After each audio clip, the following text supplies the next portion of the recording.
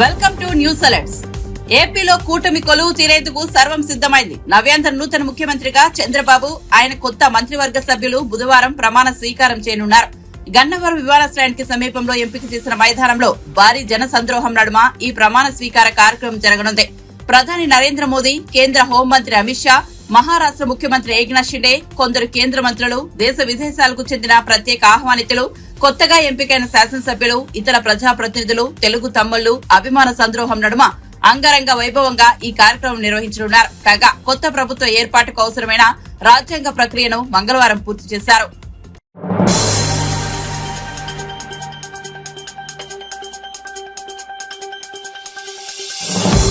ఆంధ్రప్రదేశ్ ముఖ్యమంత్రిగా టీడీపీ అధినేత నారా చంద్రబాబు నాయుడు మరికొన్ని గంటల్లో ప్రమాణ స్వీకారం చేయబోతున్నారు. ఉదయం 11:47 ప్రమాణం చేసి రాష్ట్ర పగ్గాలు చేపట్టనున్నారు. ఇక ఆయనతో పాటు మంత్రులు, నేడు ప్రమాణం చేయనున్న మంత్రుల జాబితా కూడా విడుదలైంది. జనసేన చీఫ్ పవన్ కళ్యాణ్ డిప్యూటీ సీఎంగా ప్రమాణ స్వీకారం చేయనున్నారు. పవన్ తో పాటు మొత్తం 24 మంది మంత్రుల జాబితాను మంగళవారం అర్ధరాత్రి దాటాక ప్రకటించారు. వీరంతా నేడు ప్రమాణం చేయనున్నారు. జనసేనకు 3 మంత్రి పదవులను కేటాయించారు. ఇక బీజేపీకి ఒక బెర్త్ కేటాయించారు. ఒక స్థానాన్ని ఖాళీగా ఉంచారు. మంత్రివర్గంలో సగానికి పైగా కొత్తవారే ఉన్నారు. 17 మంది కొత్త వారికి ఛాన్స్ ఇచ్చారు. సామాజిక వర్గాల వారీగా చూస్తే 4 కాపులు, 4 కమ్మ, 3 రెడ్లకు చోటిచ్చారు. 3 ఇక మహిళలు, బీసీలు 8 మంది, ఎస్సీలు 2, ఎస్టీ 1, ముస్లిం మైనార్టీల నుంచి ఒకరికి, వైశ్యుల నుంచి ఒకరికి అవకాశం కల్పించారు. మొత్తంగా సీనియర్లు, యువ నాయకుల మధ్య సమతూకం పాటిస్తూ మంత్రివర్గాన్ని ఎంచుకున్నారు. ఆనం రామనారాయణ రెడ్డి, కులుసు పార్థసారథులకు ఇచ్చిన మాటను చంద్రబాబు నిలబెట్టుకున్నారు. కాగా మంత్రివర్గ కూర్పుపై చంద్రబాబు తీవ్ర కసరత్తు చేశారని కూటమి వర్గాలు చెబుతున్నాయి. కొన్ని రోజులుగా ఆయన విస్తృత కసరత్తు చేశారని వెల్లడించాయి. సామాజిక వర్గాలు, ప్రాంతాలు, వివిధ వర్గాల ఆకాంక్షలను పరిగణలోనికి తీసుకుని మంత్రివర్గాన్ని రూపొందించారని సమాచారం.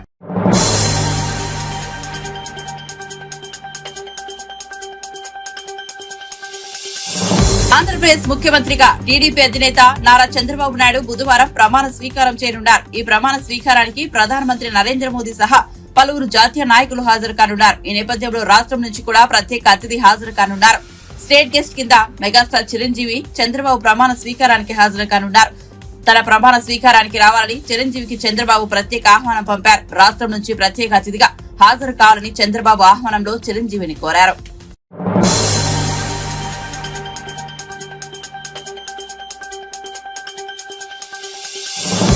రామోజీ గ్రూప్ సంస్థల చైర్మన్ దివంగత రామోజీరావు కుటుంబ సభ్యులను ముఖ్యమంత్రి రేవంత్ రెడ్డి పరామర్శించారు. తన ప్రగాఢ సానుభూతి ప్రకటించారు.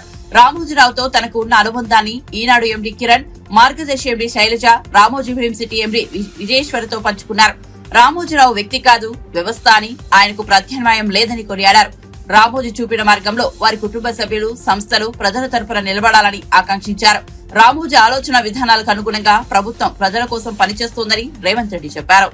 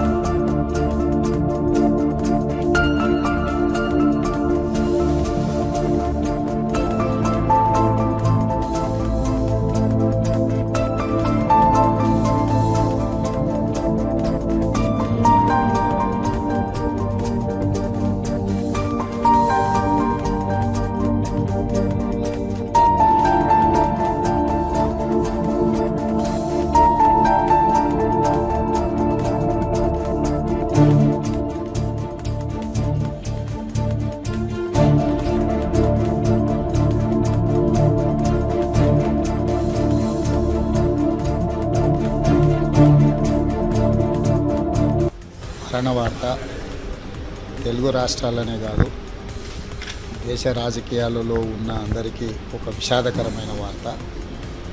రామోజీరావు గారు ఒక వ్యక్తి కాదు, సంస్థ. ప్రజా సమస్యల పట్ల వారు కానీ, ఈనాడు సంస్థలు కానీ ఎప్పుడూ ప్రతిపక్ష నాయకుడి పాత్ర పోషించింది. ఈరోజు ఉభయ తెలుగు రాష్ట్రాలలో వాస్తవంగా ప్రజల తరఫున ప్రతిపక్ష పాత్ర పోషించే ఒక గొప్ప వ్యక్తి నేలకు ఒరిగిండు. ప్రజలకు తీరని నష్టం జరిగింది. రామోజీరావు గారి మరణం తప్పకుండా వారు చూపించిన మార్గంలో వారి కుటుంబ సభ్యులు, వారి సంస్థలు ప్రజల తరఫున నిలబడతాయని ఆశిస్తూ తెలంగాణ రాష్ట్ర ప్రభుత్వంగా, తెలంగాణ రాష్ట్ర ముఖ్యమంత్రిగా వారి కుటుంబానికి, వారి సంస్థలకు ఎప్పుడు ఏ అవసరం వచ్చినా అందుబాటులో ఉంటాం. వారి కుటుంబానికి కూడా ప్రగాఢ సానుభూతి తెలియజెప్పడం జరిగింది. వారి పట్ల నాకున్న ప్రత్యేకమైన పరిచయం కానీ, ఏ సందర్భం వచ్చినా వారిని మేము కలిసి వారి సూచనలు తీసుకోవడం, వారి సలహాలతో ప్రభుత్వంలో తీసుకున్న నిర్ణయాలు కూడా ప్రజలకు బాగా ఉపయోగపడినాయి. వారు లాంటి మరో వ్యక్తి రారు. రామోజీరావు అంటే రామోజీరావు గారు, ఇంకా రామోజీరావు గారికి ప్రత్యామ్నాయం అనేది లేదు. కాకపోతే వారు చూపించిన మార్గం, వారు ప్రజలకిచ్చిన ఈ సంస్థలు ప్రజల తరఫున ఉపయోగపడితే మేము కూడా తప్పకుండా వారి ఆలోచన విధానాలకు అనుకూలంగా మా ప్రభుత్వం ప్రజల కోసం పనిచేస్తుంది. ప్రజల పక్షాన మేము నిలబడి ముందుకు వెళ్తాం.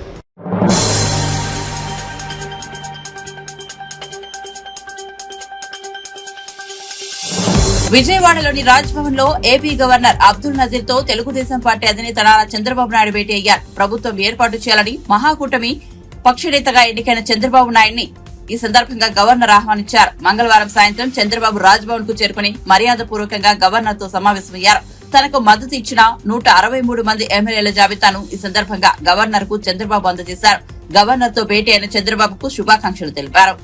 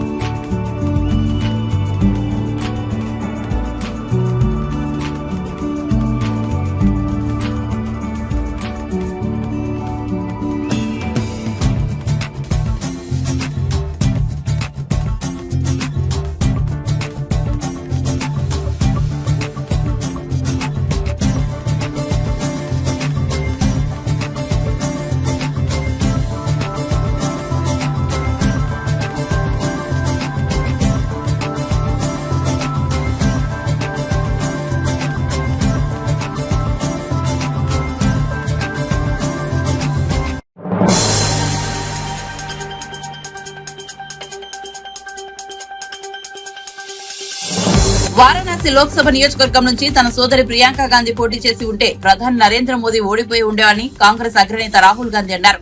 వారణాసిలో కాంగ్రెస్ నేత అజయ్ రాయ్ పై ప్రధాని మోదీ 1.52 లక్షల మెజార్టీతో గెలిచారు. ఈ నేపథ్యంలో రాహుల్ గాంధీ మాట్లాడుతూ ప్రియాంక పోటీ చేసి ఉంటే మోదీ 2-3 లక్షల ఓట్ల తేడాతో ఓడిపోయేవారని వ్యాఖ్యానించారు. యూపీలోని రాయ్బరేలీలో నిర్వహించిన సమావేశంలో ఆయన మాట్లాడారు. పార్లమెంట్ లో బీజేపీ బలాన్ని తగ్గించేందుకు రాయ్బరేలీ, అమేథీలతో పాటు దేశంలోని ఇతర ప్రాంతాల్లో ఇండియా కూటమి పార్టీలు ఐకమత్యంతో పోరాడాయన్నారు. అయోధ్య రామ మందిర ప్రాణ ప్రతిష్టాపన కార్యక్రమంలో సామాన్యులను మరిచి పారిశ్రామికవేత్తలు ప్రముఖులకే ప్రాధాన్యం ఇచ్చారని, అందుకే బీజేపీకి ప్రజలు గుణపాఠం చెప్పారన్నారు. आपने देखा भाइयों और बहनों, अयोध्या की सीट हार गए और सिर्फ अयोध्या में नहीं भाइयों और बहनों, सिर्फ अयोध्या में नहीं, वाराणसी में जान बचा के निकले हैं प्रधानमंत्री। और बहन से कह रहा हूं, अगर ये लड़ जाती वाराणसी में, अगर ये लड़ गई होती तो आज हिंदुस्तान के प्रधानमंत्री 2-3 लाख वोटों से वाराणसी का चुनाव हार जाते। सबसे पहले कांग्रेस पार्टी के नेता, कार्यकर्ता, एमएलए, एमपी जो भी हैं, अहंकार के शिकार नहीं होंगे। नरेंद्र मोदी जी संविधान को ऐसे पकड़े थे, यूं कर रहे थे ना, देखा आपने? ये आपका काम था, ये आपने करवाया है। देश के प्रधानमंत्री को आपने मैसेज भेजा है कि संविधान को आपने छुआ तो देखो हम आपके साथ क्या करते हैं। सबसे पहला काम, जहां भी ये नफरत फैलाते हैं, नफरत के बाजार में हमें मोहब्बत की दुकान खोलनी है। आपने देखा भाइयों और बहनों, अयोध्या की सीट हार गए, राम मंदिर बनाया, उसमें इनॉग्रेशन में एक गरीब व्यक्ति आपने नहीं देखा होगा, एक किसान नहीं था, एक मजदूर नहीं था, एक पिछड़ा नहीं था, एक दलित नहीं, आदिवासी राष्ट्रपति से कहते हैं तुम यहां नहीं आ सकती। और आपने वहां पे देखा अदानी जी खड़े थे, अंबानी जी खड़े थे, देश के अरबपति खड़े थे, पूरा बॉलीवुड खड़ा था, क्रिकेट की टीमें खड़ी थी, मगर एक गरीब व्यक्ति नहीं खड़ा। तो जवाब अयोध्या की जनता ने भी दिया है। और सिर्फ अयोध्या में नहीं भाइयों और बहनों, सिर्फ अयोध्या में नहीं, वाराणसी में जान बचा के निकले हैं प्रधानमंत्री। और मैं आपको कहता हूं और बहन से कह रहा हूं, अगर ये लड़ जाती वाराणसी में, अगर ये लड़ गई होती, तो आज हिंदुस्तान के प्रधानमंत्री 2-3 लाख वोटों से वाराणसी का चुनाव हार जाते। मैं ये बात अहंकार से नहीं कह रहा हूं, मैं ये इसलिए कह रहा हूं क्योंकि हिंदुस्तान के प्रधानमंत्री को हिंदुस्तान की जनता ने मैसेज दिया है, ये आपकी जो राजनीति है हमें अच्छी नहीं लगी, हम इसके खिलाफ हैं, हम नफरत के खिलाफ हैं, हम हिंसा के खिलाफ हैं, हम मोहब्बत का देश चाहते हैं, हम प्रगति चाहते हैं, हम बेरोजगारी के खिलाफ हैं। आपने 10 साल इस देश में बेरोजगारी फैलाई, नफरत फैलाई, हिंसा फैलाई, और हिंदुस्तान की जनता ने हिंदुस्तान के प्रधानमंत्री को जवाब दिया है। 2014 में हिंदुस्तान की राजनीति में एक बदलाव आया। पहली बार हमने देखा कि प्रधानमंत्री खुलकर हिंसा और नफरत की राजनीति कर रहे थे, और यह हिंदुस्तान की संस्कृति और हिंदुस्तान के धर्मों के खिलाफ है। और रास्ता मैं बताना चाहता हूं, और मुझे बहुत गर्व है कि रास्ता रायबरेली अमेठी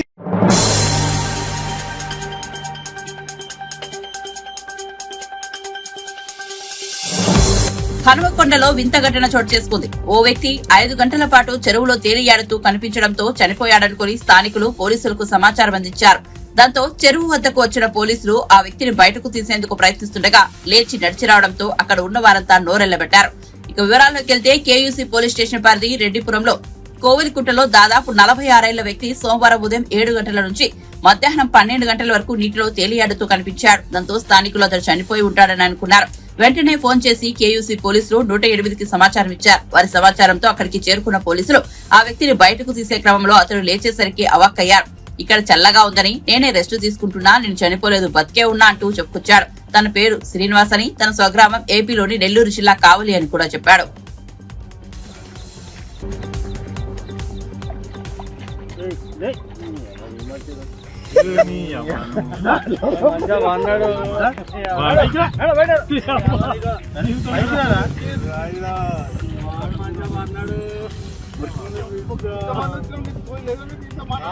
బాబాయ్ వాళ్ళు చచ్చిపోయి అనుకుని పోయినట మొత్తం ఇస్తాను నీళ్ళు పోయినాకు దీనికి మంది రైట్ ఎందుకు పన్న వాళ్ళ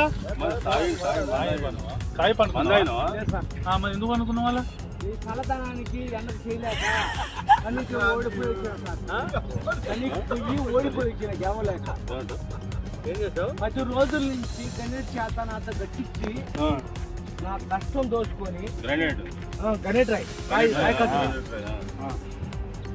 నాకు అంటే డబ్బులు ఇచ్చారు కానీ క్షమ పొద్దున 7 నుంచి సాయంత్రం 7 దాకా ఇప్పుడు చేస్తారు సార్ 12 గంటలు ఇబ్బంది అవుతుంది నీకోసం 108 పోలీసు వాళ్ళు వచ్చిండు నువ్వు చనిపోయినా అని కంప్లైంట్ చేస్తే పోలీసు వాళ్ళు వచ్చింది నీకోసం ఏడు చేస్తావు పని నువ్వు కాజీపట్ల సార్ ఇక్కడ దాకా ఎట్లా వచ్చినావు ఎవడైనా సార్ అర్థమైందే తీసుకుపోయాడా వదిలిపెట్టాడా అయిపోయిందా పని ఇచ్చాడు డబ్బులు సార్ దయచేసి మిమ్మల్ని అందరినీ ఒకే రిక్వెస్ట్ చేస్తున్నా ఒక్క 50 రూపాయలు ఇచ్చుకుంటే నేను కంపల్సరీ చేద్దాం కానీ లోపల జారిపోతే చూడు మరి లోపలికి నేను దారి పాపనే పట్టుకున్నాను సార్ ఏదో పట్టుకున్నావు అది రాయి పట్టుకున్నావు ఏం పట్టుకున్నావు రాయిని పట్టుకున్నా ఏ రాయి పట్టుకున్నావు మా వాళ్ళు చచ్చిపోయినా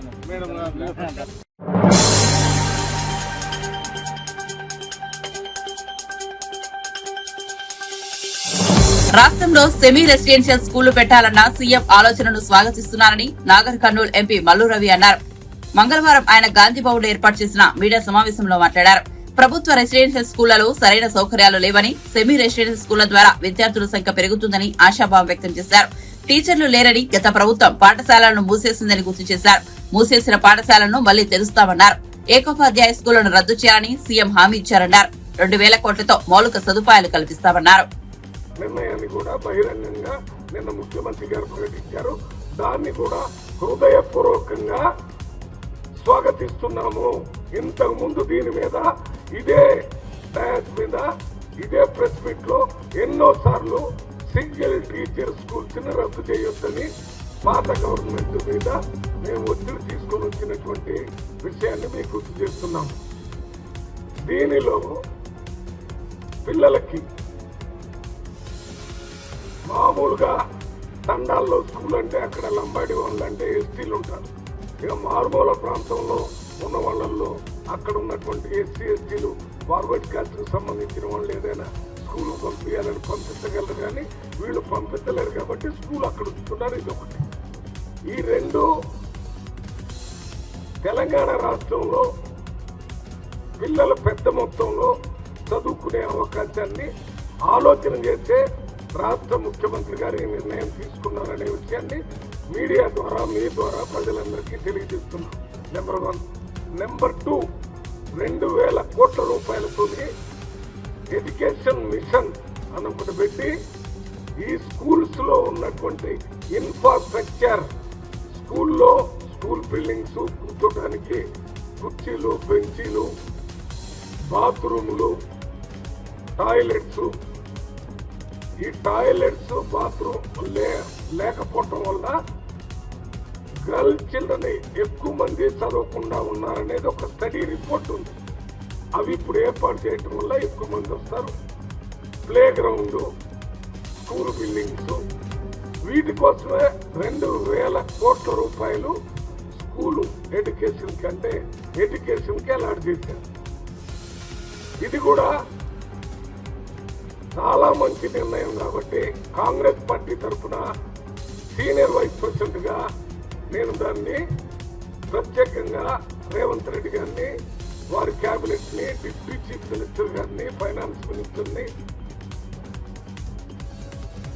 నేను అభినందిస్తూ స్వాగతిస్తున్నాను. దీని ద్వారా కార్పొరేట్ స్థాయిలో స్కూల్స్ ఉండాలని, ప్రైవేట్ వ్యవస్థలో ఉన్నటువంటి స్కూల్స్ కంటే మన ప్రభుత్వ స్కూల్స్ బాగా ఉంటే ఆ ప్రైవేట్ స్కూల్స్ లో ఉన్న వాళ్ళు కూడా మన గవర్నమెంట్ స్కూల్కి వచ్చే అవకాశం ఉంది. ఒకప్పుడు ఢిల్లీలో గవర్నమెంట్ స్కూల్స్ బాగున్నాయని చెప్పాం. రానున్న కాలంలో తెలంగాణ రాష్ట్రంలో ఉన్న గవర్నమెంట్ స్కూల్స్ ని చూడాలని ఇతర రాష్ట్రం నుంచి వచ్చేంత పెద్ద ఎత్తున ఇన్ఫ్రాస్ట్రక్చర్ డెవలప్ అవుతుంది. 200 కోట్లు కాదు, 2,000 కోట్ల రూపాయలు అలాట్మెంట్ చేశారు. ఎందుకని? ఎడ్యుకేషన్ కి చాలా ప్రాముఖ్యత ఈ ప్రభుత్వం ఇస్తుంది. ప్రతి కుటుంబం, ఎస్సీల కుటుంబం కానీ, బీసీల కుటుంబం కానీ, ఎస్టీల కుటుంబం కానీ, మైనార్టీ కానీ, ఫార్వర్డ్ కానీ, రాష్ట్రంలో ఉన్న అన్ని వర్గాల ప్రజలు అభివృద్ధి పథంలో పోవాలంటే ఎడ్యుకేషనే ముఖ్యం. ఆ ఎడ్యుకేషన్ మీద రాష్ట్ర ముఖ్యమంత్రి గారు తీసుకున్నటువంటి నిర్ణయాలు 10 సంవత్సరాల్లో కేసీఆర్ గారు కానీ వారి మంత్రివర్గం తీసుకోలేదు. కానీ 2014 కంటే ముందు 2018లో ఎన్నికలప్పుడు చెప్పారు కార్పొరేట్ స్థాయిలో పేద ప్రజల పిల్లలకి గవర్నమెంట్ స్కూల్ చేస్తామన్నారు. దాన్ని మర్చిపోయారు. కానీ ఇవాళ మేము ఎన్నికల ముందు దీని మీద ఎక్కువగా మాట్లాడకపోయినా వీటి మీద మేము ప్రభుత్వం తీసుకున్నటువంటి నిర్ణయాలకి ప్రత్యేకంగా ముఖ్యమంత్రి గారికి, వారి క్యాబినెట్కి, ఉప ముఖ్యమంత్రి గారికి ధన్యవాదాలు తెలియజేయాలనే ఉద్దేశంతోనే నేను వచ్చి ఈ ప్రెస్ మీట్ పెట్టడం జరిగింది. ఇది కాకుండా నేను ఇప్పుడు సీనియర్ వైస్ ప్రెసిడెంటే కాకుండా మొన్న 2024 జరిగినటువంటి ఎన్నికల్లో జూన్ 4 నుంచి పార్లమెంట్ సభ్యుడిగా కూడా నాగర్ కర్నూలు పార్లమెంట్ నుంచి ఎన్నికయ్యాను.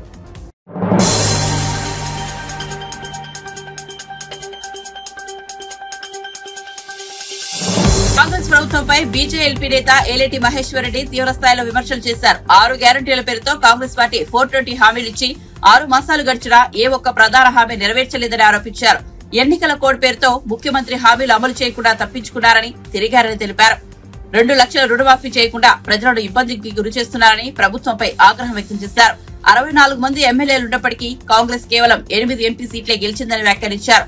కాంగ్రెస్ ప్రభుత్వం ప్రజల విశ్వాసం కోల్పోయిందని పేర్కొన్నారు. 14 సీట్లు గెలుస్తాం, తమ పాలనకు ఎన్నికలు రెఫరెండం అని ముఖ్యమంత్రి చెప్పారని, 14 సీట్లు గెలుస్తాం, కేవలం 8 సీట్లే గెలిచినందుకు రేవంత్ రెడ్డి నైతిక బాధ్యత వహించాలని అన్నారు. ఎన్నికలకు ముందు డిక్లరేషన్లు ప్రకటించి విస్మరించారని తెలిపారు.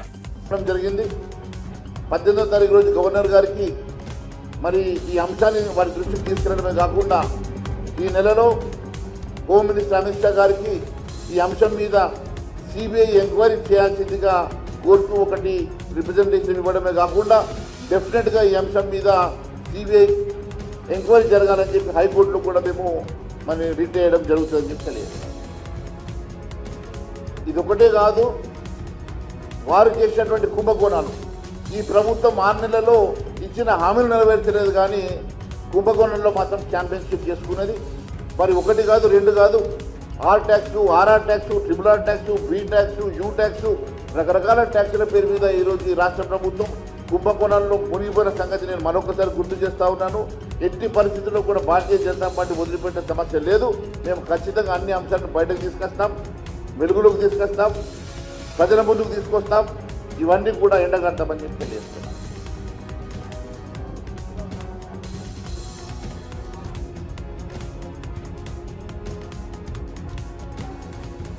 అన్ని ప్రతిపాదనలే ఒకటి కూడా అమలు చేయరు. అవన్నీ జరిగినప్పుడు కదా అవన్నీ ముఖ్య ప్రతిపాదనలు అవి జరిగేది కావాలి. Thank you. రేవంత్ రెడ్డి గారు ముఖ్యమంత్రిగా ప్రమాణ స్వీకారం చేసి 6 నెలలు గడుస్తున్న సందర్భంగా వారు పిసిసి అధ్యక్షుడిగా ఇచ్చినటువంటి హామీలు ఒక్కటి కూడా నెరవేర్చకుండా కాలయాపనం చేస్తున్నటువంటి సంగతి మీకు తెలుసు. రకరకాల అంశాలను అడ్డం పెట్టి ఎప్పటికప్పుడు వాయిదా వేస్తూ ఇచ్చిన 420 హామీల్లో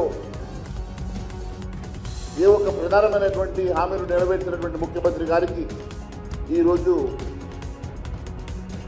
Bharatiya Janata party legislative party తరఫున బహిరంగ లేఖను ఈరోజు విడుదల చేయడం జరుగుతూ ఉన్నది.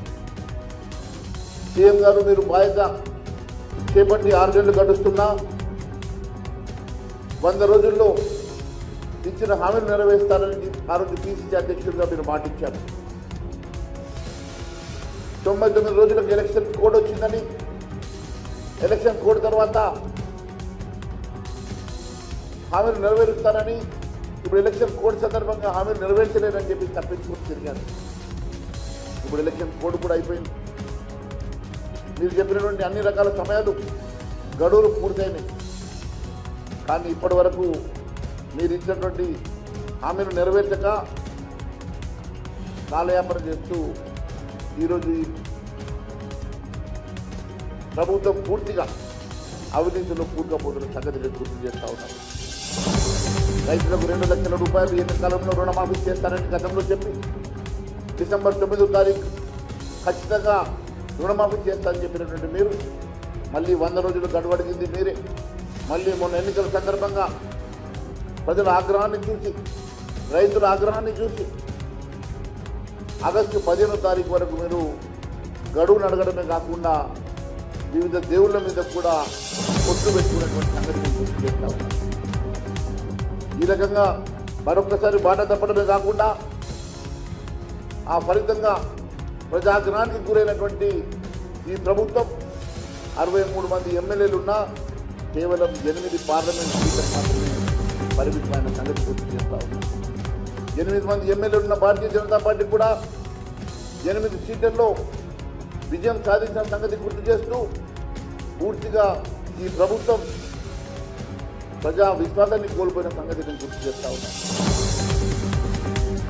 63 మంది ఎమ్మెల్యేలు ఉండి 8 సీట్లు కూడా గెలుచుకోలేనటువంటి ప్రభుత్వం మీరు ఇచ్చిన హామీలు నెరవేర్చకపోవడంతో ప్రజాగ్రహానికి గురైన సంగతి నేను ఈరోజు మీ ద్వారా నేను గుర్తు చేస్తా ఉన్నాను. అంతేకాదు ఆ రోజు మా 100 రోజుల పాలన రిఫరెండం అని మీరే చెప్పారు. 14 సీట్లు గెలుచుకుంటామని చెప్పి మీరే చెప్పారు. మరి 100 రోజుల రెఫరెండంగా తీసుకుంటే మీరు చెప్పినటువంటి 14 సీట్లు గెలవనందుకు మీరు నైతిక బాధ్యత వహించాలి కదా.